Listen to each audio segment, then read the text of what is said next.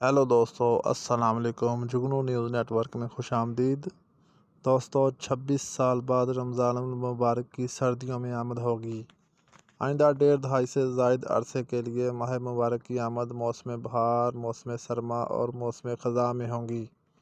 दुनिया भर के मुसलमान मार्च में रमज़ान का इस्तकबाल करेंगे। यूँ रवा साल रमज़ान मुबारक 26 साल के बाद सर्दियों में आ रहा है। माहिरीन का कहना है कि 2024 से रमज़ान सर्दियों में आता रहेगा, ताहम इब्तदाई 2 साल तक रमज़ान का आखिरी हिस्सा मौसम बहार में होगा।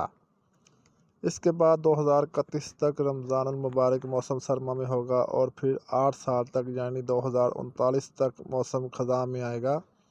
दूसरी जानब पाकिस्तान, सऊदी अरब समेत बेशतर ममालिक में पहले रोज़े की मुमकिन तारीख भी बता दी गई है।